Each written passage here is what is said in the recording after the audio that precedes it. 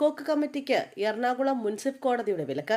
ശ്വേതയുടെ നേതൃത്വത്തിലുള്ള പഴയ കമ്മിറ്റിക്ക് പ്രവർത്തനം തുടരാമെന്നും കോടതി വ്യക്തമാക്കിയിട്ടുണ്ട്. ശ്വേത മേനോന്റെ ഹർജിയിലാണ് കോടതി ഉത്തരവ്. ഹഡ്കോക്ക് കമ്മിറ്റിയുടെ നിയമനത്തിനെതിരെ കോടതിയെ സമീപിക്കാൻ നേരത്തെ സൂം മീറ്റിംഗ് കൂടി ശ്വേത മേനോന്റെ കമ്മിറ്റിയിലെ ഭാരവാഹികൾ തീരുമാനിച്ചിരുന്നു. ഹഡ്കോക്ക് കമ്മിറ്റിക്ക് നിയമസാധുത ഇല്ലെന്നായിരുന്നു ഇവരുടെ വിലയിരുത്തൽ. സൂം മീറ്റിംഗിന് ശേഷമാണ് ജയൻ ചേർത്തല, കൈലാഷ്, ജോയി മാത്യു എന്നിവർ ഔദ്യോഗികമായി രാജിവെച്ചത്. സംഘടനയുടെ ഇമെയിലിലേക്ക് ഇവർ രാജ്യസന്ദേശം അയക്കുകയായിരുന്നു. ലക്ഷ്മിപ്രിയ, ഉണ്ണി ശിവപാൽ എന്നിവർ സൂം മീറ്റിംഗിൽ പങ്കെടുത്തിരുന്നില്ല.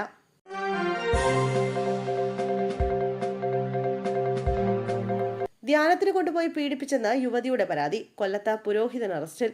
ഫാദർ ഡെന്നിസ് പ്രവീണാണ് അറസ്റ്റിലായത്. യുവതിയുടെ പരാതിയിലാണ് അറസ്റ്റ്. ധ്യാനത്തിന് കൊണ്ടുപോയി പലതവണ പീഡിപ്പിച്ചു എന്നാണ് യുവതി പരാതിയിൽ പറയുന്നത്. 2022 മുതൽ 2024 വരെയുള്ള കാലയളവിലായിരുന്നു പീഡനം. ജില്ലയ്ക്കകത്തും പുറത്തും കൊണ്ടുപോയി പീഡനത്തിന് ഇരയാക്കിയെന്ന് യുവതി ആരോപിക്കുന്നു. കുറ്റകൃത്യം നടന്ന സമയത്ത് ഫാദർ ഡെന്നിസ് പ്രവീൺ കൊല്ലം ചവറയ്ക്കടുത്ത് പരിമണം കാർമൽ ഭവൻ ആശ്രമത്തിലാണ് പ്രവർത്തിച്ചിരുന്നത്. പിന്നീട് തിരുവനന്തപുരം വിഴിഞ്ഞത്തിനടുത്ത് പുളിങ്കുടിയിലെ ധ്യാനകേന്ദ്രത്തിലേക്ക് മാറി. പരാതി ഉയർന്നതിന് പിന്നാലെ പ്രതി ഒളിവിൽ പോയിരുന്നു. രഹസ്യവിവരം ലഭിച്ചതിനെ തുടർന്ന് ചവറ പോലീസ് തിരുവനന്തപുരത്തെത്തിയാണ് പ്രതിയെ കസ്റ്റഡിയിലെടുത്തത്.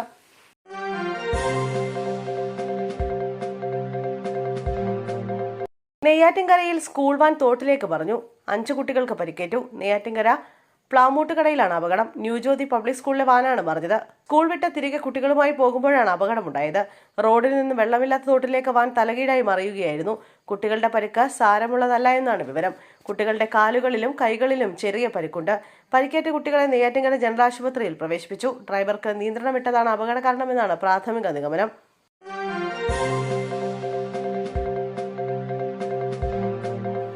ചാലക്കുടി പുഴയുടെ തീരത്തുള്ളവർക്ക് ജാഗ്രതാ നിർദ്ദേശം.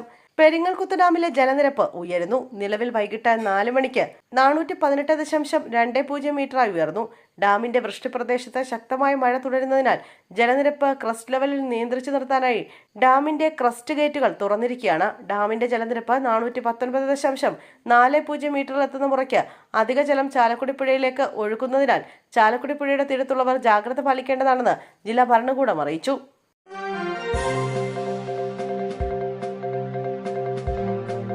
കൊച്ചിയിൽ കോറോ ഹെൽത്ത് സ്ഥാപനത്തിൽ കൂട്ടപ്പിരിച്ചുവിടൽ. സർക്കാർ ഇടപെട്ട് മരവിപ്പിച്ചു.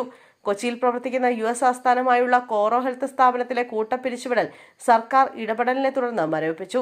ഈ മാസം 6-ന് തിരുവനന്തപുരത്ത് തൊഴിൽ സെക്രട്ടറിയുടെ സാന്നിധ്യത്തിലെ ചർച്ചയ്ക്ക് ശേഷം തുടർ തീരുമാനമുണ്ടാകും. അതുവരെ തൽസ്ഥിതി തുടരാനാണ് തീരുമാനം. ഇന്ന് യാതൊരു മുന്നറിയിപ്പുമില്ലാതെയാണ് കമ്പനി 900ഓളം ജീവനക്കാരെ പിരിച്ചുവിട്ടത്. കമ്പനിയുടെ കൊച്ചി, കോഴിക്കോട് ഓഫീസുകൾ അടയ്ക്കുകയും ചെയ്തു. ഇന്ന് രാവിലെ ജീവനക്കാർ ഓഫീസിലെത്തിയപ്പോഴാണ് പിരിച്ചുവിടൽ അറിഞ്ഞത്. പിരിച്ചുവിടുന്നത് സംബന്ധിച്ച് യാതൊരുവിധ മുന്നറിയിപ്പ് നൽകിയില്ലെന്ന് ജീവനക്കാർ പറയുന്നു.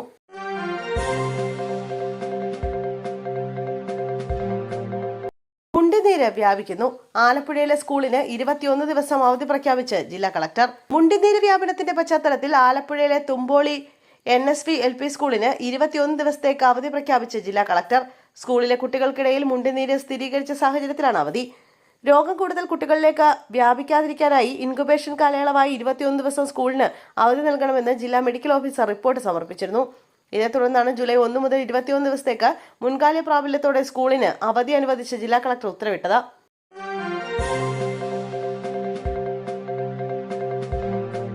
ശബരിമല സ്വർണ്ണക്കൊള്ള. ഉണ്ണികൃഷ്ണൻ പോറ്റിയുടെ ഗൂഢാലോചന 40 വർഷം മുമ്പെന്ന് SIT.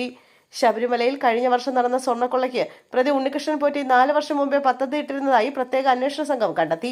PS Prashant Thiruvithamkoor Devaswom board പ്രസിഡന്റായിരിക്കെ എടുത്ത അനാവശ്യ തിടുക്കവും ഭരണപരമായ വീഴ്ചയുമാണ് കേസിന് ആധാരമെന്ന് SIT വിലയിരുത്തുന്നു. 2019 കൊള്ളയുടെ തുടർച്ചയായാണ് ഈ നീക്കമെന്നും ദ്വാരപാലക പാളികളിലെ അറ്റകുറ്റപ്പണികളുടെ മറവിലാണ് തട്ടിപ്പ് ആസൂത്രണം ചെയ്തതെന്നും റിപ്പോർട്ടിലുണ്ട്.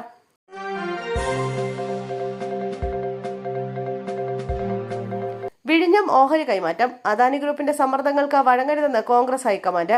വിഴിഞ്ഞം അന്താരാഷ്ട്ര തുറമുഖത്തിന്റെ 49% ഓഹരികൾ അന്താരാഷ്ട്ര ഷിപ്പിംഗ് കമ്പനിയായ MSCക്ക് കൈമാറാനുള്ള അദാനി ഗ്രൂപ്പിന്റെ നീക്കത്തിന് തടയിടാൻ കോൺഗ്രസ് ഹൈക്കമാൻഡ് ശക്തമായ നിർദ്ദേശം നൽകി. സംസ്ഥാന സർക്കാരിനെ അറിയിക്കാതെയും കൂടിയാലോചനകൾ നടത്താതെയും ഏകപക്ഷീയമായി ഓഹരി കൈമാറ്റം നടത്തിയത് ഗുരുതരമായ കരാർ ലംഘനമാണെന്ന് പ്രതിപക്ഷ നേതാവ് BD സതീശൻ വ്യക്തമാക്കി. വിഴിഞ്ഞം തുറമുഖത്തിന്റെ സുതാര്യത ഉറപ്പുവരുത്തണമെന്നും നിയമവിരുദ്ധമായ ഈ നീക്കത്തിനെതിരെ മുഖ്യമന്ത്രിയെ പാർട്ടി നിലപാട് അറിയിച്ചിട്ടുണ്ടെന്നും കോൺഗ്രസ് നേതൃത്വം അറിയിച്ചു.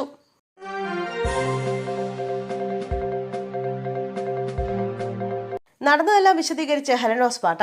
മദ്യപിച്ച് വാഹനം ഓടിച്ചതിന് കേസെടുത്ത സംഭവത്തിൽ എന്താണ് നടന്നതെന്ന് വിശദീകരിച്ച് ബ്ലോഗർ ഹെലനോസ് പാട്ട എന്നറിയപ്പെടുന്ന ധന്യ SR താൻ ഒളിവിലാണെന്നും കാർ കസ്റ്റഡിയിലെടുത്തെന്നും കാറിൽ നിന്ന് MDMA കിട്ടിയെന്നും വരെ പറഞ്ഞവരുണ്ട്.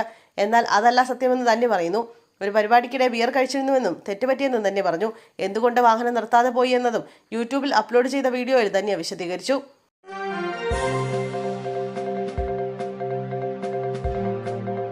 ഭൂട്ടാൻ വാഹനക്കടത്ത്. ദുൽഖർ സൽമാന്റെ കൂടുതൽ വാഹനങ്ങൾക്കായി അന്വേഷണം ഊർജിതം. ഭൂട്ടാനിൽ നിന്ന് നികുതി വെട്ടിച്ച വാഹനക്കടത്ത് നടത്തിയെന്ന കേസിൽ നടൻ ദുൽഖർ സൽമാന്റെ കൂടുതൽ വാഹനങ്ങൾക്കായി അന്വേഷണം ഊർജിതമാക്കി കസ്റ്റംസ്. ഇതര സംസ്ഥാനങ്ങൾ കേന്ദ്രീകരിച്ചും അന്വേഷണം ഊർജിതമാക്കാനും വാഹനങ്ങൾ കണ്ടെടുക്കാനുമാണ് നീക്കം. ഭൂട്ടാനിൽ നിന്ന് കടത്തിയ 4 വാഹനങ്ങൾ കൂടി ദുൽഖറിന്റെ പക്കലുണ്ടെന്ന് കസ്റ്റംസ് കണ്ടെത്തിയിരുന്നു. നേരത്തെ 4 വാഹനങ്ങൾ പിടിച്ചെടുത്തിരുന്നു. ദുൽഖറിനെ വീണ്ടും ചോദ്യം ചെയ്യാനും കസ്റ്റംസ് തീരുമാനിച്ചിട്ടുണ്ട്. കേസിൽ 2 ദിവസം മുമ്പ് കസ്റ്റംസ് സംഘം ദുൽഖറിനെ ചോദ്യം ചെയ്തിരുന്നു.